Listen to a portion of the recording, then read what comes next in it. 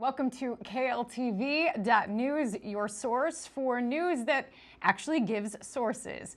I'm really excited about my guest today. His name is Larry Pinkney. He's a former member of the original Black Panthers. He spent 9 years in a Canadian prison for charges he denies and says he was a victim of a COINTEL op. So Larry Pinkney, thank you for joining me today. I wanted to clarify what I first said, original Black Panthers. Why is it so important to clarify that? It's extremely important to clarify that because the original Black Panthers, or I should say the Black Panther Party, which was founded in October of 1966, was very different from these frauds out here calling themselves Black Panthers. The original Black Panther Party was founded by Dr. Huey P. Newton and by Bobby Seale, and we need to make a distinction. A very clear distinction. So I'm glad you said original Black Panther Party. Speaking of distinctions, I know that some have tried to compare Black Lives Matter, that movement, to the original Black Panther movement. How and why are they different? Well, first of all, that comparison is disgusting, absolutely inaccurate, and by no means true.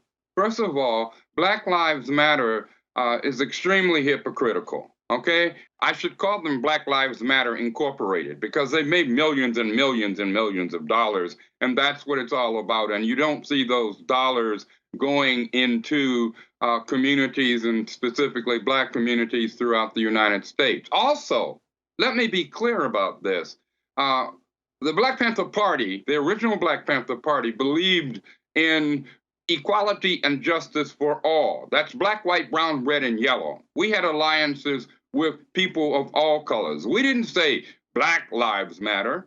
We said, in essence, human life matters. That's to say all lives. So to say Black Lives Matter, you know, is really begging the question. Obviously, if all lives matter, then obviously Black Lives Matter if we're human. So let me just leave it at that. But one more thing. Black Lives Matter, the Inc., as I call them, the so-called organization, only apparently seem to care about Black lives that are somehow taken by police or white folks, when in fact, most Black lives that are snuffed out, I'm sad to say, are by other Black folks. So let's be clear about that. But you don't hear Black Lives Matter saying, oh, those lives matter, because apparently to them, those lives don't matter.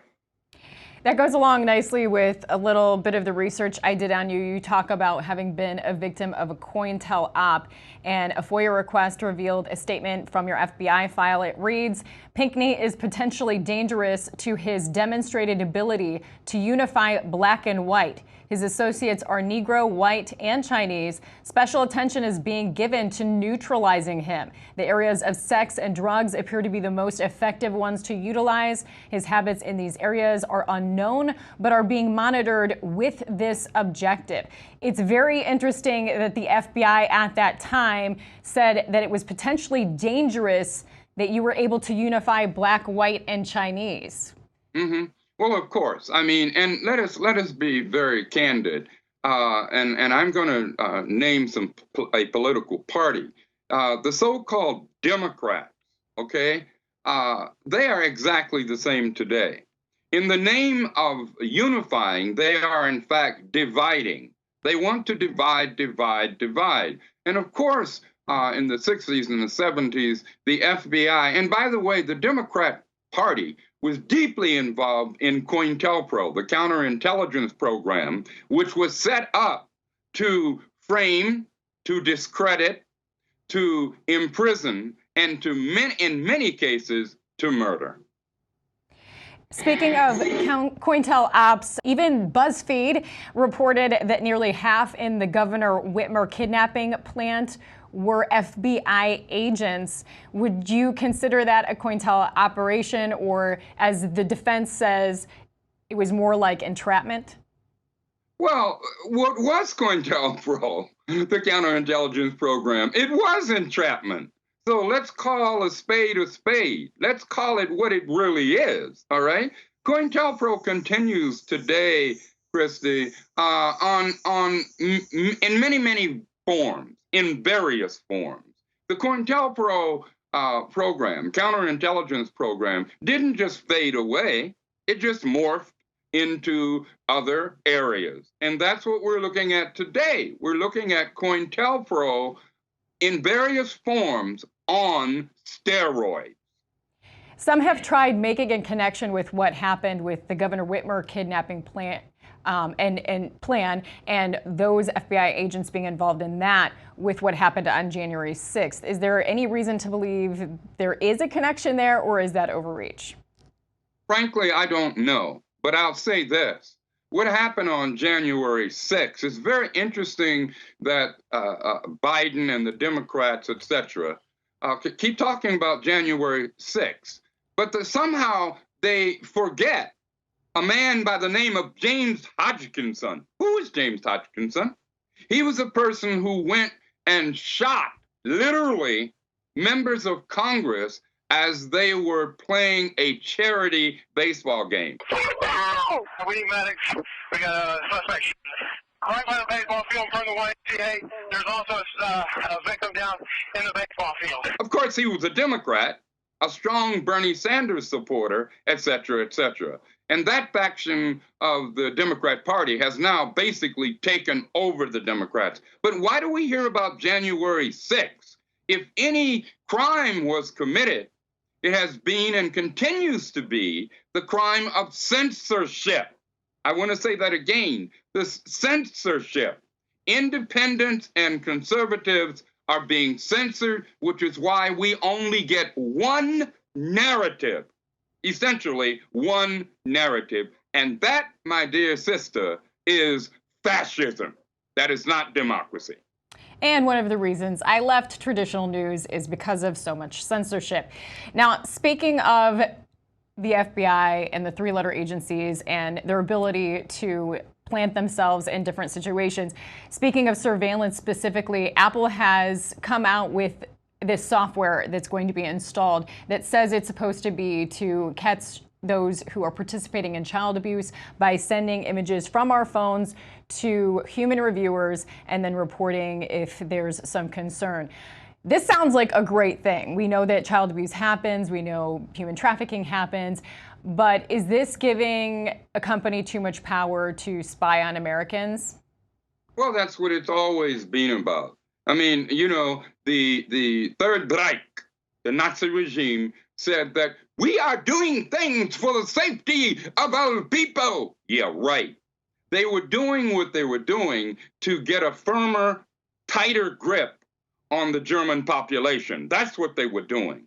We need to be extremely cautious and extremely wary, if you will, of these companies who engage in these kinds of activities. You know, the FBI, and I'm not calling the FBI a company, I'm using this as an example. The FBI and other CIA, NSA, et cetera, all seem to know about things that are going on, but don't seem to come out about it until after it has happened, okay? Now, child abuse obviously is something that is absolutely unacceptable, and it's quite real. However, we must not be dupes or dopes. We must not, as H. Rap Brown said, we must not go for the ghost.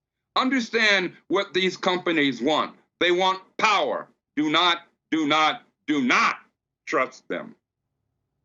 In one of the interviews that you've done in the past, you said media hasn't changed that much.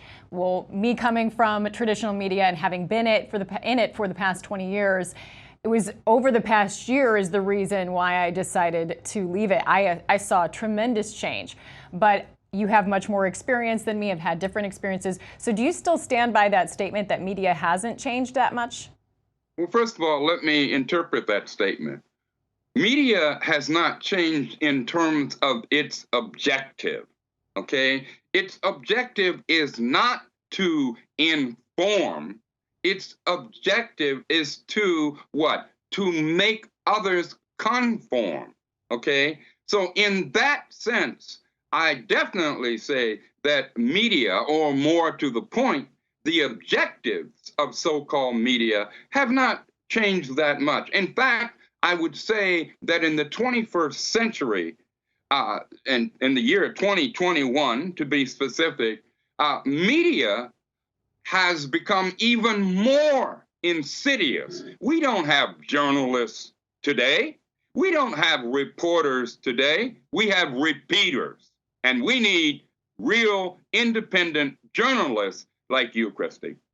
I really like what you said there, repeaters instead of reporters. I'm going to have to remember that one. Now that I'm in independent media, some have said, with some recent reports of mine, that it's dangerous and irresponsible to be questioning three-letter agencies like the CDC and the FDA. It seems everyone now wants to have so much trust in everything they're hearing, and particularly these government agencies. My question is, has it always been like this? Because when I talk with my parents, they're like, something's changed. And back in my day, like, nobody trusted the government. Now everybody wants to trust the government. So why do you think this next generation is so subservient and will just trust anything they hear? Well, again, let's go back to our original point, the media. The media is extremely complicit in this, okay? The media pushes this crap. And I'll tell you what's dangerous, Christy. What's dangerous is not questioning, is accepting anything these agencies say, okay, and the government say on face value.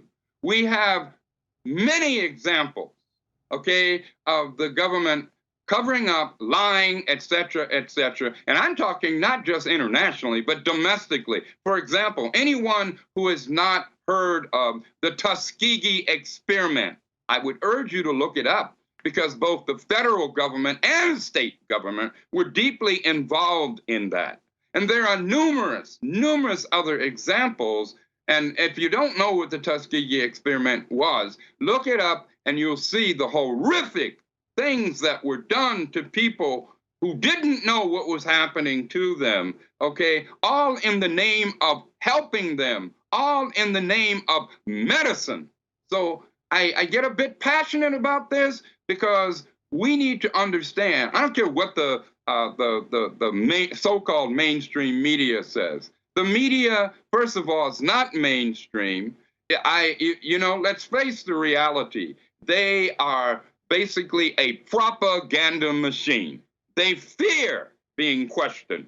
I repeat, they fear being questioned. And that's why we must question. Our very lives are at stake, and our republic. When I talk about my discomfort with staying in traditional media, I usually say that there are still some good journalists out there, and I do think it's important for those that are trying to really get information out, if they're able to stay at their current mainstream organization and make a difference, they should. Do you feel that way, or do you feel like all hope is gone and people just need to cut and try and do their own thing? All hope is never gone, never, okay? I think that we perhaps need a combination of both.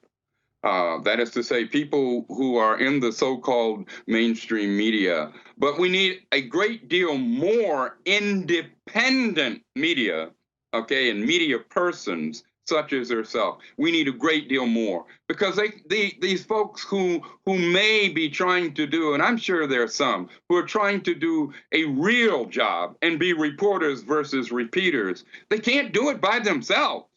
They've got to have help. And that help must come from we the people, everyday ordinary people like you, Christy, who have a media background, who must become independent. I repeat, independent. We need you both. I'll be honest, though, Larry, it has been a scary journey with seeing how much people get censored and just taken off and their voices taken away. Venturing down this path, what advice would you have for me and others who are trying to make it independently, but we lack resources, we lack funding at times? How can we fight this battle?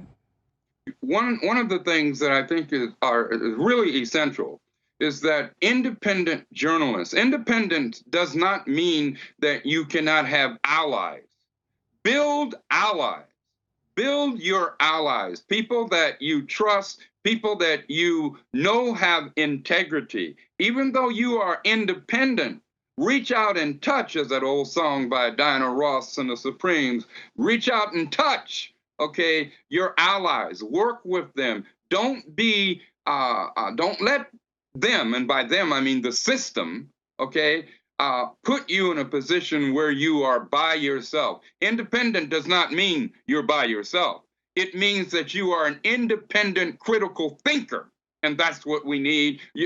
We need independent critical thinkers and independent critical reporters, real reporters. So I would urge you to hook up, for lack of another word, with other allies, And I think the more you do that, the more we do that, the stronger we become. I know we're running out of time, but I do have one last question. I know that you believe in coming together and unifying, but how do we build that bridge? There are some that if you don't hop on the Black Lives Matter, you suddenly become ostracized and called hateful names just because you won't ascribe to that ink, as you call it.